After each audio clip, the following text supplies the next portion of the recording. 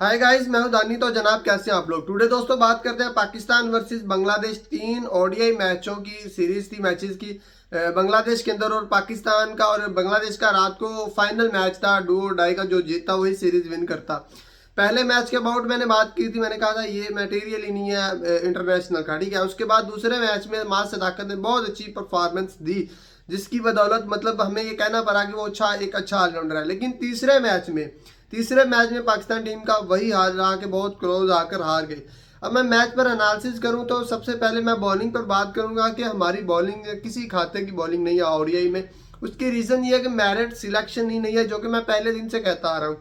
ODI के अंदर आप बांग्लादेश जैसी टीम से 291 रन का टारगेट खा रहे हो और आप इमेजिन कर रहे हो 291 आप चेस कर लोगे ओडीआई में। ओडीआई के अंदर दोस्तों 291 291 का टारगेट जो होता है एक अच्छा टारगेट बिल्ड होता है, ठीक है।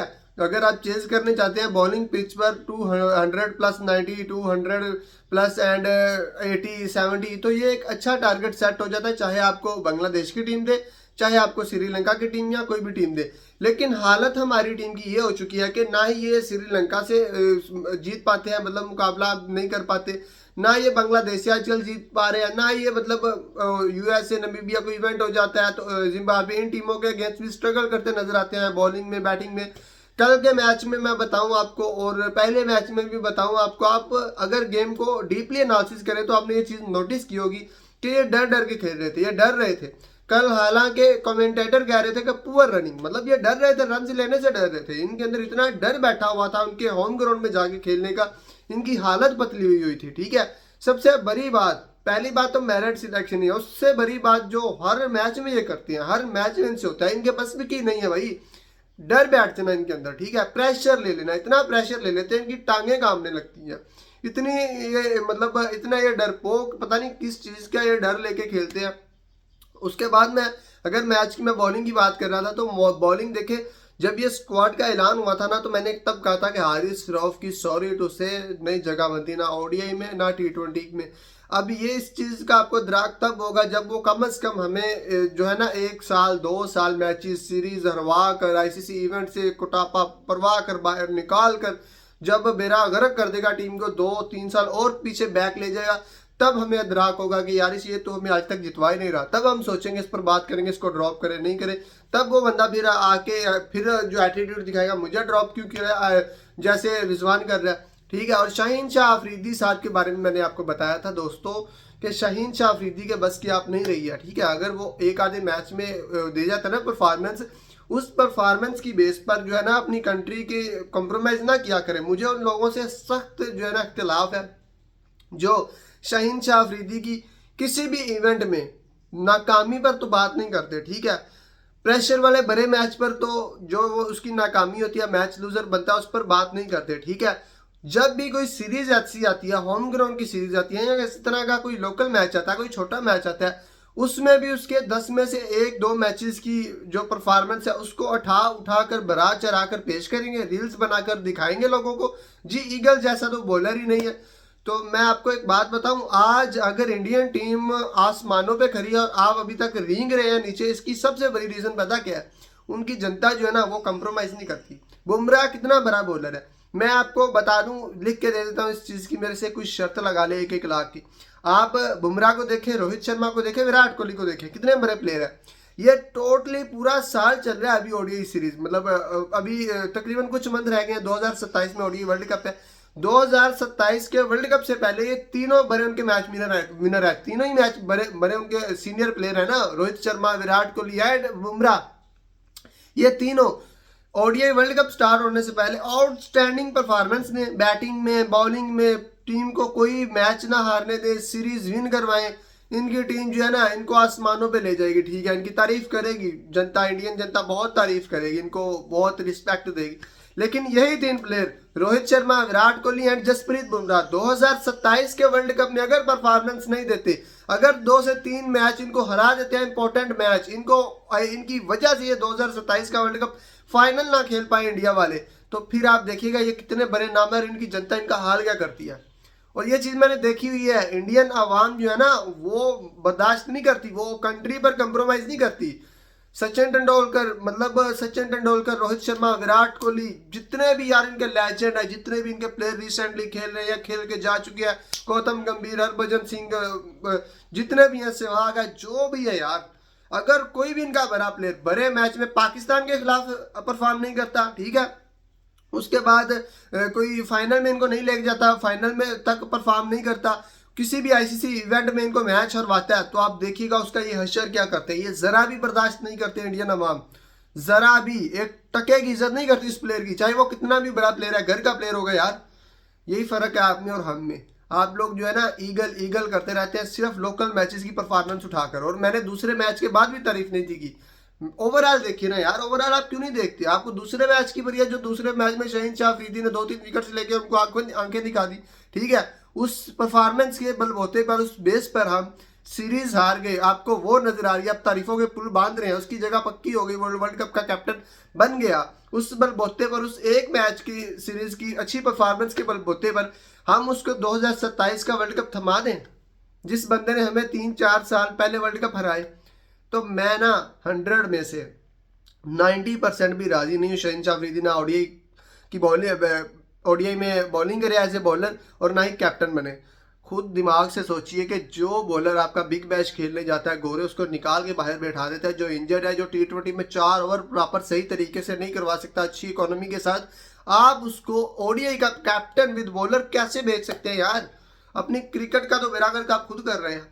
उसके बाद मैं बात करूंगा साहिबजादा फरहान की। तो देखे वो एक बंदा T20 में डोमिनेट कर रहा है, बहुत अच्छा खेल रहा है, आप उसका जो माइंड सेट है हर चीज़ चेंज कर रहे हैं।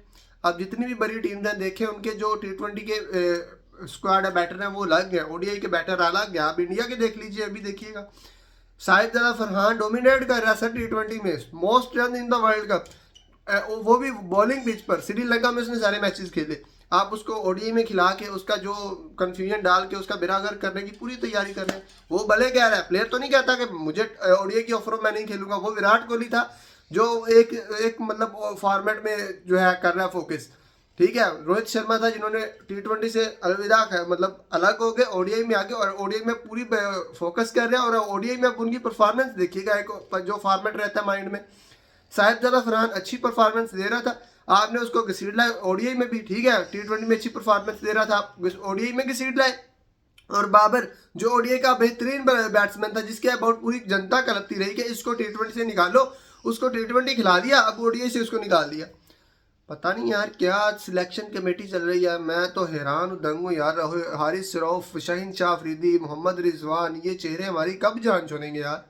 आप लेके किन को आते हैं? आप गाजी गौरी को लेके आते हैं हमारे ऊपर, आप हुसैन तल्लत को लेके आते हैं, आप अब्दुल समद को लेके आ रहे हैं, आप वो चेहरे लेके आ रहे हैं कि जिनका आपको भी बताइए परफॉर्म नहीं करेंगे। जब ये परफॉर्म नहीं करेंगे, हम फिर रिजवान को लेके आएंगे, हम फिर इन्हीं को रखेंगे, कहेंगे जी टैलेंट तो मिल नहीं रहा, हम नए लड़के ले गए तो उन्होंने परफॉर्म तो किया नहीं, फिर शायद आपको आप लेके आ जाएंगे, हमारे सिर पे बिठा देंगे, फिर आप लेके आ जाएंगे वही पुराने चेहरे, वही चीज़ें।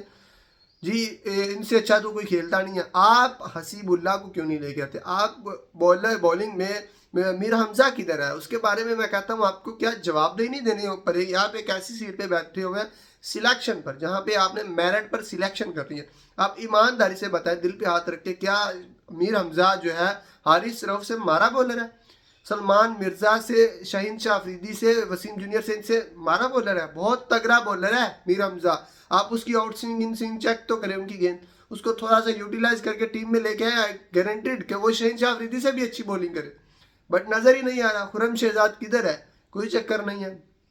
हम उन्हीं प्लेयर्स को खिलाएंगे, उन प्लेयर्स के मतलब जगह पर, सीट पर, जो परफॉर्म कर ही नहीं सकते, आपको पता है, जिन्होंने खेलना ही नहीं है, जिनको मतलब जो मटेरियल ही नहीं है, अभी तैयार ही नहीं हुए। दो दो मैचेस जो है फर्स्ट क्लास के, 5-5 मैचेस जो फर्स्ट क्लास के खेलेगा, उसको हम ले आएंगे। और जिस तरह साहिबजादा फरहान 4-5 साल कलपता रहा ओडीआई में, डोमेस्टिक में, तो उसको आप नहीं लेके आए, उसको तब भी वो अपनी मेहनत से आया। मैं इसका क्रेडिट किसी को नहीं दूंगा कि किसी ने उस पर एहसान किया या मेरिट पे सिलेक्शन दी। उसकी मेहनत ने, उसकी परफॉर्मेंस ने चीख चिल्ला कर बताया कि मेरी सीट है, जो मेरा जगह है, वो बनती है टीम में, ठीक है। तो बाकी भी सबसे बड़ा जो इफेक्ट आ रहा है ना, वो मेरिट का। वो आपने एक सहाफ़ी का बेटा, उसको आप ले आए हैं, ठीक है, बाकी उसको डिफेंड करने बैठ जाएंगे सहाफ़ी साहब, हम 2 साल उनको झीलते रहेंगे। अभी हम सकलैन मश्ताक को झीलते हैं, वो अपने दामाद को उसे करते रहते हैं डिफेंड, जी इससे बेहतर कोई नहीं है। अभी शाहिद अफरीदी साहब का दामाद है, वो डिफेंड करते रहते हैं, अभी हम उसको झील रहे हैं शाहीन शाह अफरीदी को। पता नहीं हमारी कब इन चेहरों से जान छूटेगी। हमें इनसे कोई नफरत नहीं है, हमें परफॉर्म करके नहीं, एक आईसीसी इवेंट जितवा दे, हम इनकी इतनी रिस्पेक्ट करेंगे, इतनी रिस्पेक्ट करेंगे कि जितनी कभी 10 सालों में किसी प्लेयर्स की ना की हो। लेकिन हमें पता है कि जो टेस्ट हो चुके हैं, जिनको हम देख चुके हैं 5 वर्ल्ड कप में, जो नहीं परफॉर्म करके दे रहे, वो क्या करेंगे यार, हमें भी बता दें वो किस तरह करेंगे। फिर होता है कि अब परफॉर्म करेगा, उसकी रीज़न ये होती है कि इन्होंने बहुत स्ट्रगल किया है, बहुत चीज़ें सीखी हैं, वो भी नज़र नहीं आ रहा। फर्स्ट क्लास इनमें से कोई खेलने को तैयार नहीं, कोई चीज़ इनमें यूटिलाइज हो नहीं रही, कोई इनका माइंड सेट बदल नहीं रहा। अगर इन्होंने 20-30 गेंदें खेलकर 5-10 रन बनाने हैं, ठीक है, तो आज भी वहीं के वहीं खड़े हैं। कोई चीज़ हमें बैटिंग स्टाइल चेंज नहीं आ रहा, कोई बॉलिंग स्टाइल हमें चेंज नहीं आ रहा, ठीक है। कोई शाहीन अफरीदी की आप बॉलिंग देख लें, हारिस शरफ की बॉलिंग देख लें, तो 3 साल 4 साल हो गए, आई थिंक काफ़ी अर्सा हो गया हमें। आप इस चीज़ पे एग्री कर लेते हैं, कोई बात नहीं, क्लोज मैच हुआ था, ठीक है, क्लोज मैच हुआ था, आप इस चीज़ पे एग्री कर लेते हैं यार, कोई बात नहीं, हम बांग्लादेश से आ रहे हैं, क्लोज मैच हुआ, हम हार गए, आपने कह दिया सलमान अली आगा ओडीआई में अच्छा कर रहा है, उसके लिए good and appreciated, well and good. तो आप ये चीज़ करते हैं कि कोई बात नहीं, हम क्लोज मैच हुआ, हम हार गए, तो कम से कम हमने फाइट तो की। तो 3-4 साल हो गए, क्या हमारी टीम फाइट ही करती रहेगी? क्या हम क्लोज मैच जाके हारते ही रहेंगे? क्लोज मैच से जाके हम जीतते क्यों नहीं है? हम डोमिनेट क्यों नहीं करते? किसी भी आईसीसी इवेंट में हमें ये क्यों नहीं लगता कि हमारी टीम मार डालेगी यार, हमारी टीम डोमिनेट करेगी, हमारी टीम के इक्वल लेवल का कोई है ही नहीं, कोई टीम हमारी टीम के इक्वल बराबरी की है ही नहीं। हमें ये क्यों नहीं लगता? क्योंकि सबसे बड़ा फॉल्ट जनता है, जिसकी अप्रोच गलत है, जिसको जो चेहरों के पुजारी बन चुके हैं, जिनको यही शख्सियात चाहिए परफॉर्म करे ना करे, इनके इश्क में मुब्तला हो चुके हैं, ठीक है। उससे बड़ी अप्रोच, उससे जो बड़ा फॉल्ट है वो सिलेक्शन कमेटी पर जो चल रहा है वो है, मेरिट पर सिलेक्शन ना होना। और उनको भी पता है आवाम के जहनों को और आवाम को घुमाना कैसे है, ठीक है। वो इस तरह के जाल बिछा के इस तरह आवाम को घुमाते हैं, बताते हैं कि जी इससे बेटर नहीं था, ये मिल रहा है, इसकी फार्म चल रही थी, हमें ये बेहतरीन लगा, हमने ये खिला लिया, हमें वो बेहतरीन लगा, वाह बल्ले बल्ले, ठीक है यार, ये सही कह रहे हैं, इनको हमसे ज़्यादा पता है। लेकिन इन रियलिटी चीज़ ये है कि ना आप न्यूट्रल आके सोचते हैं, जिसका कोई फेवरेट है वो चाहता है वही खेले, ठीक है, आप मैं जो भी है। तो जब तक आप इन चीज़ों से नहीं ना निकलेंगे, जब तक आप ये नहीं सोचेंगे कि हमारी टीम यार किसी भी आईसीसी इवेंट में कब डोमिनेट करेगी सारी टीम्स को, हमें कब लगेगा कि यार इस वर्ल्ड कप में तो हमारी टीम के बराबरी की कोई टीम ही नहीं है, इस वर्ल्ड कप में तो इस ग्रुप में हमारी टीम टॉप करेगी, हमारी टीम ऐसे चीरते हुए सीधा डायरेक्टली फाइनल में सेमीफाइनल में जाएगी, कभी आपको लगा है? ये कब लगेगा? जब आपकी अप्रोच सही होगी, जब आप अपनी कंट्री पर कंप्रोमाइज़ नहीं करेंगे, जब आपको इन चेहरों से गर्ज नहीं होगा, अपनी कंट्री पर होगा, जो परफॉर्म करेगा वेल एंड गुड, जो नहीं परफॉर्म करेगा बाहर हो निकल। दोस्तों आज के लिए यही चीज़ें नहीं यार, अपनी अप्रोच सही करें, चैनल को सब्सक्राइब करें, मिलते हैं अगली वीडियो में।